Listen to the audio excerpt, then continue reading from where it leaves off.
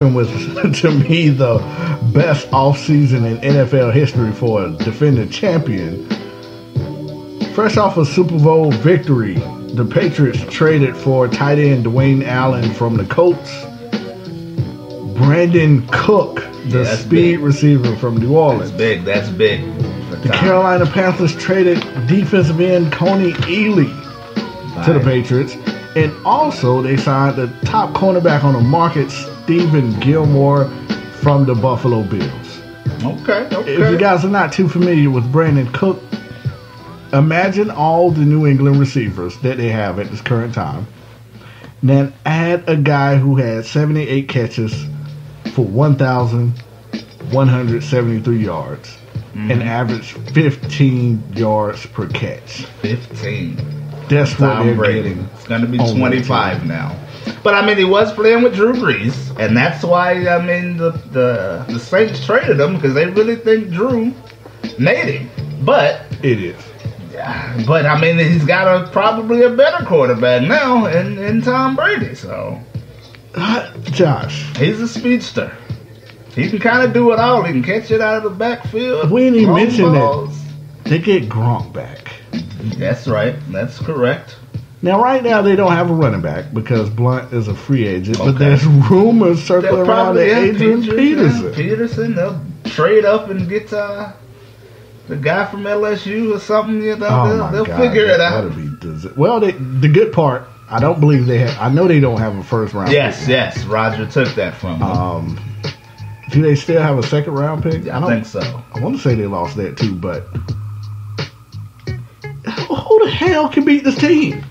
Somebody's gonna have to do it. I mean, and your boy Tony Romo is very capable of doing that. If you put him on the Houston Texans, that defense of the Texans, I mean, they was hanging with the Patriots this year with freaking Brock Osweiler until they just got away from him eventually.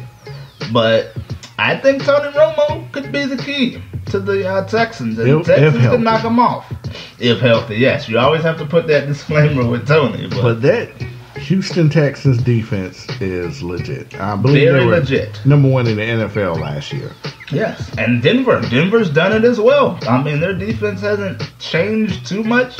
And they lose Wade Phillips. He went somewhere else. Wade Phillips went to the Los Angeles Chargers. Yeah. So was it the Rams or the Chargers? I think it's the Rams. Rams. Correct. Yeah, the Rams. That's right.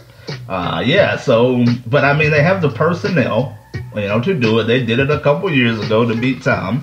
So I mean, if you got a good defense and you have not a great quarterback, you just have to have an average or above average quarterback, it could be done. Denver or Houston are my two favorites. I don't think Denver has what it takes any longer. Okay. I do think the defense is there, but I think the loss of Wade Phillips is going to put him a step back or so. Wade Phillips is probably one of the most underrated defensive coordinators, I'm going to say, in NFL history. Yeah. Only because of his personality. He's a very happy-go-lucky guy, and people don't take him that serious. That man is one of the greatest defensive coordinators ever. Son of Bum Phillips. Hell of a defensive coordinator. If you don't know who he is, Google him. But I guess an even bigger question, Josh, is why are so many teams helping the Patriots? I know, right? Like, if I was the GM, I don't even want to talk to you. Like, no, who is it? Click. Seriously, yeah, man? I wouldn't even talk to him. I don't want. What's Kraft. His name? What's the quarterback they got? For the New England? The Patriots, the second one. Yeah, Garoppolo. Like, I don't want him. Thank you, click. I'm not giving you nothing for Garoppolo, click. Like, I don't know why these teams, and like, why would the Saints, we're going to give you, like you said, I just think the Saints don't think Cook is that good. That's what I really think. 15 yards per catch. They think it's Drew. It's Drew. Drew made him. We can get another one. Good luck. That's what the Saints did. I guess that's what their thinking was. Like, we got Drew, we can get another little short receiver in here, fast short receiver in here, and take this first round pick. Now, to circle back around to Houston. Yeah. I do like you say, like what you said with the Tony Romo acquisition. Yeah. And I think they're going to do it. They had the number one defense in the NFL without J.J. Watt. He's coming back. Now, I don't know how healthy he is. Now, I don't know if Clowney can continue to play like that. Because he was like, when J.J. Watt went out. Clowney was unbelievable. Yeah. Like, I've never seen him play like that in the NFL. Now, when Watt gets back, if they both playing like that, it's a wrap. And there's only one way to beat New England. You have to get after Tom Brady. Yeah, you got to fluster him. And Romeo Crennel is, former New England defensive coordinator. He knows Brady a little, knows his tendency. Now, Brady is a lot older and smarter now. Mm-hmm. But with those two defensive end coming around the corner, and you add a quarterback of Tony Romo's stature, say what you want about Tony Romo. He's no bum. No. It's just injuries. Tony Romo is the all-time leading stat holder in Dallas Cowboy history. That is with Troy Aikman and Roger Staubach. It's just injuries. And like you said, he's very smart on the foot. He'll change a play. He can read the defense. Yeah, Tony Romo. People sleep on Tony. 2 years ago, when Dallas lost to Green Bay, Tony Romo, in my mind, was a top 3 quarterback in the NFL. Yeah. That season, Tony Romo was freaking amazing. It was easy. It was coming easy to cake work. And this is the thing. This is why Dallas falls off, except for this year, with their offense when Tony Romo goes off the field. Because Tony Romo was the offensive coordinator. Yeah. He was calling all the plays. It wasn't Scott Linehan, and it wasn't that damn redhead of a coach we got. It was Tony Romo. Okay. You put him in Houston. That's all they need. That's all they need. Just a quarterback who could stand upright. Who's not to say Tony Romo goes there and Adrian Peterson follows suit? He is from Texas. There you go. I think Houston. Jamal Charles is available. If you get Tony Romo a running game and a defense, he can be dangerous. And the day they traded Osweiler, that was smart. That was like, I don't know how they pulled it. Like, I guess it's like Cleveland, they're not paying nobody nothing, so the $16 million this happened, whatever. They had $100 million in cap space. Yeah, so they're like, whatever, we'll take. And you gave them a first round pick to take. Osweiler, what they get, like a first or a second round pick? They got a second round pick. Cleveland took Osweiler. It was just like a. Cause they're planning on trading him or cutting him. Yeah, they don't care. Sit down, whatever. We have a lot of cap space because we're not paying anyone anything. If somebody wants them, we'll trade them off. But I thought they was getting him so that he could be like their quarterback of the future. But then, of course, that was not the case. They just took him like it's pretty much like a cash. Like they just traded him for cash. I'm surprised Cleveland won't even give him a shot. He wasn't good. No quarterback. He wasn't good at all. Like he was not good. He was not, but he's better than any quarterback on Cleveland roster at this particular. But then they got a number 1 pick, so it's like. Well, they're not going quarterback number 1. They said that like Hugh Jackson is in love with that North Carolina quarterback. I swear to God. What's his name? Mitch Trubisky. Trubisky. If they draft Mitch Trubisky, number 1 overall, I'm big arm, okay? To Cleveland, I'm slapping the hell out of everybody. Because that would be the dumbest. But I don't think they will because that defense being out of A&M, his combines stats were out the water. But they also had a number 12 overall pick as well, so they can go quarterback. Yeah.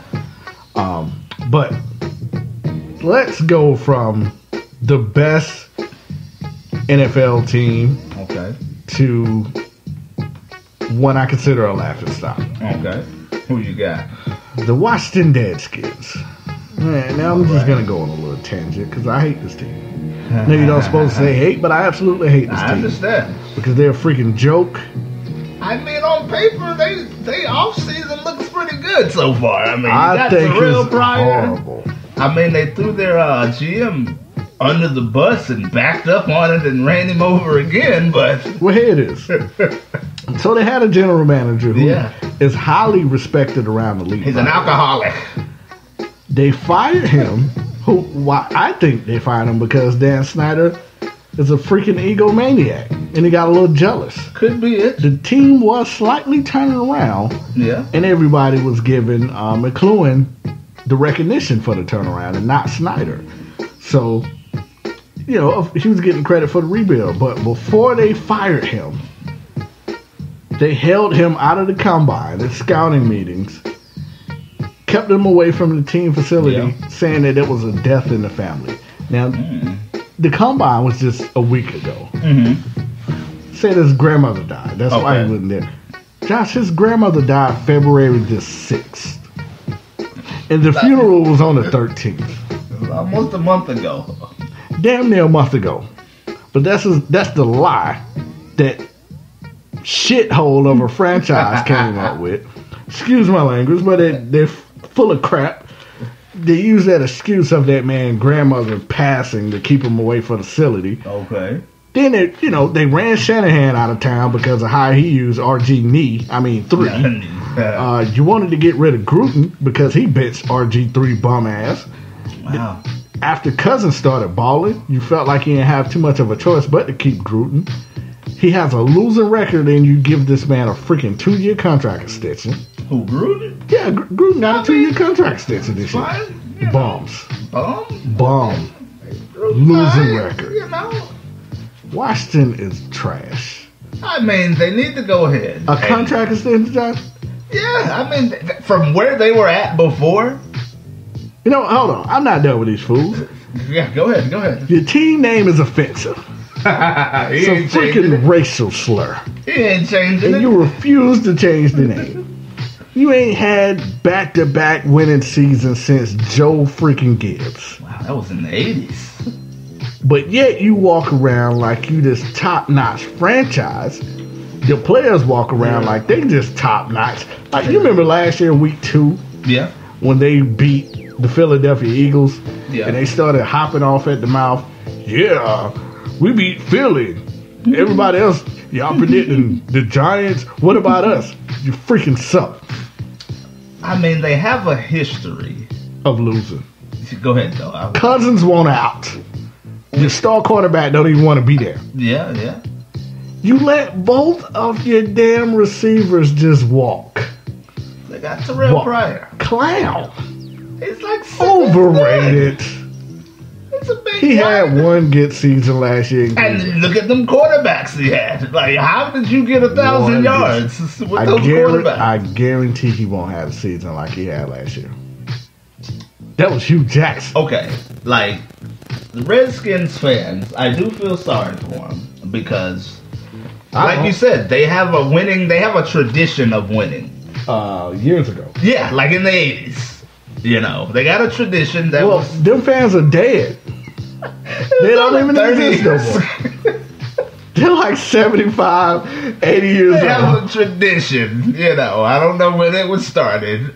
But they turn out to the field and they root for their teams very hard. I went to that game against the Panthers. You did. They were very passionate. They're a very passionate fan base. As far as Kirk Cousins goes, like, they feel, from what I could tell, they feel Kurt is okay, but he'll never take them to the promised land. They feel Kurt is, of course, better than RG3 and it's probably better than anything they've ever had, but he's average at best. And this fan base wants more than average. Now, your boy Dan Snyder, I don't know if he really cares about football like that. He just wants care less. Yeah, he's like, y'all keep coming to the stadium.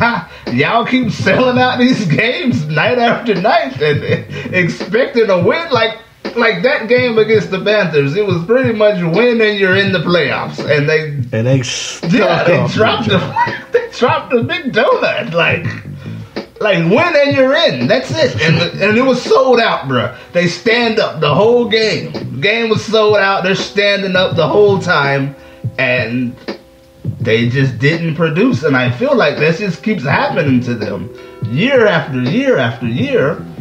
And something got to change. Like, they don't want to pay Kurt because they think Kurt is just average. You know who that franchise remind me of?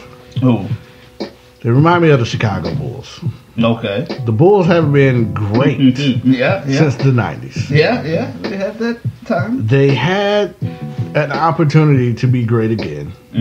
Just like when the Redskins had Shanahan and the Bulls had Tom Thibodeau. But Thibodeau was too hard on their star player.